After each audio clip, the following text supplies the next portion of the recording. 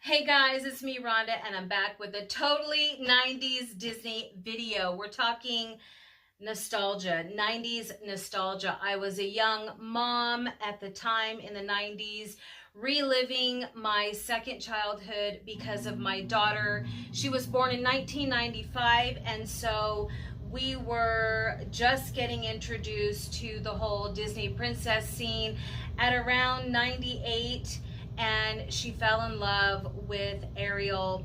But now I'm going to talk about the Lion King. What is okay, I have two funny stories, but what is that Timon, when he goes, "What's on the menu? I think it's Pumbaa, Pumbaa." I was like, what is that? And then, "Timon, what are those sparkle balls of gas? Pumbaa, with you everything's gas."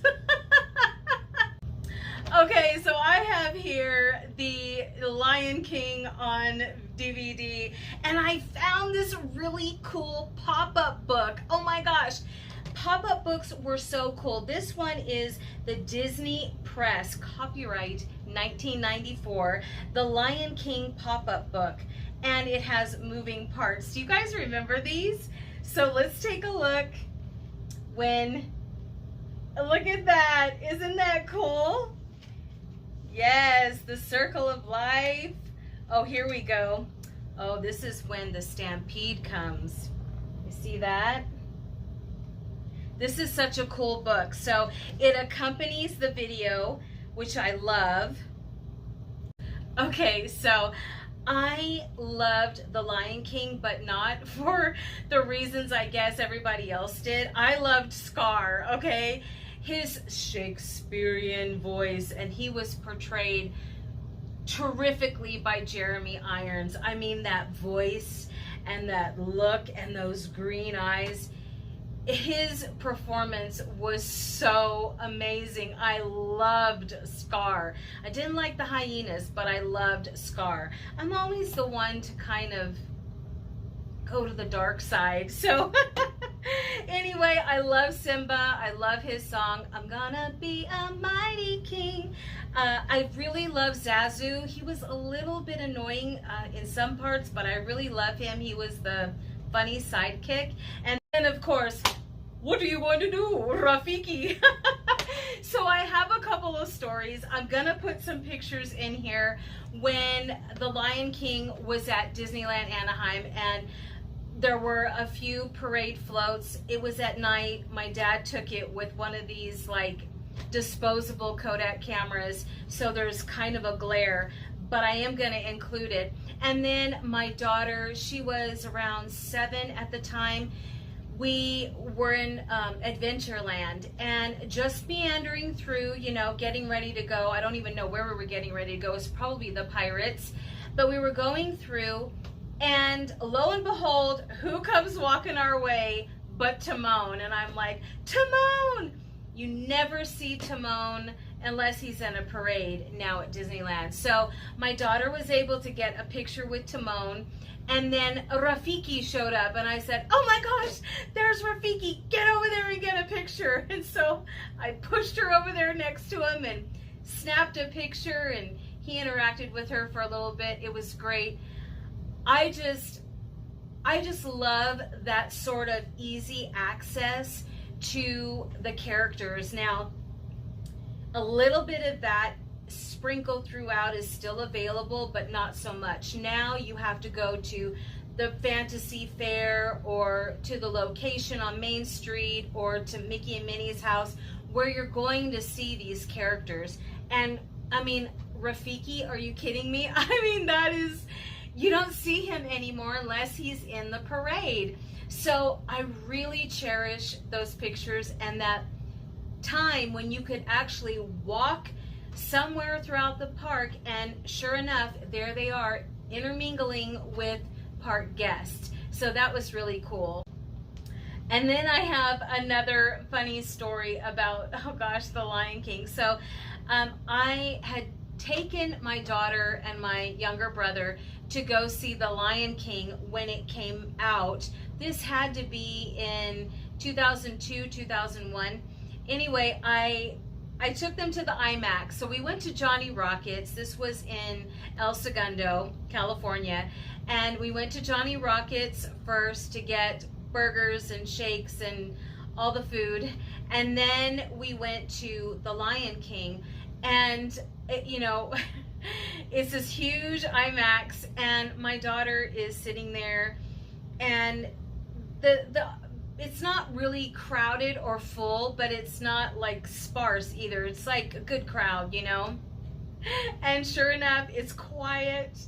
And then the sun rises, and then my daughter just screams out, "Basabenya!" I was like, oh my God.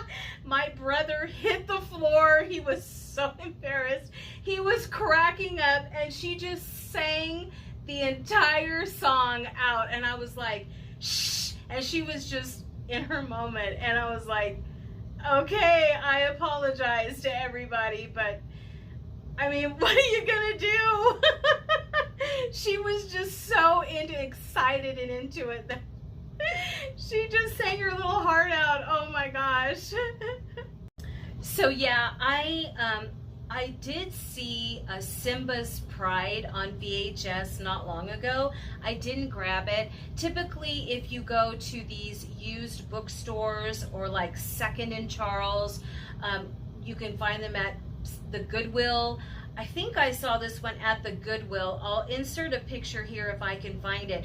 But Goodwill typically has the VHS tapes for 99 cents. And then they have the DVDs for, I think, $2.99. This one is not from Goodwill. This is one that I purchased. But from time to time, you can find these movies there. And, even if you're not into obtaining another copy because you already have the Blu-ray or the DVD, you can do crafts with this art or with the clamshell of the VHS tape. And these also make really great gift ideas or party favors. So if you're going to be doing a Disney birthday party, you can give these VHS videos out, and they can even work on a craft while they're there and create sketchbooks inside, autograph books. They can fill the inside of the clamshell with felt and house any of their little trinkets and fun little pens if they collect pens.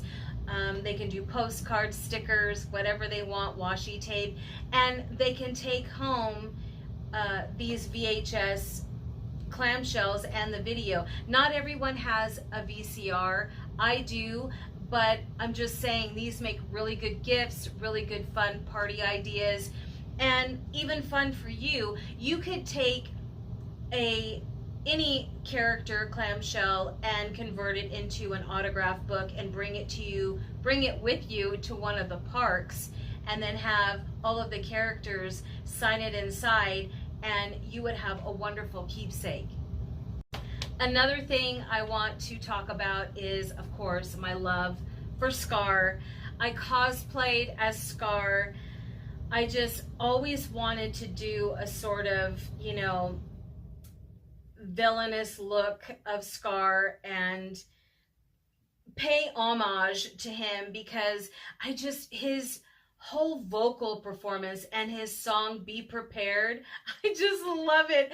And all of the smoke and the whole production is amazing. I never did get to see the Lion King live on stage. I missed out on that. Next time, if it comes around, I'm definitely going to get my ticket to go see this. I've heard nothing but great things about it. So if you have any fun memories of the Lion King or of collecting any plush, physical media, ephemera, anything that you love about the Lion King, let me know in the comments. And also, have you seen the live production of the Lion King? Let me know what you thought of that. Everybody I've talked to says it's absolutely terrific and they love it. So I've really got to make a point of seeing it should it ever come to my area again.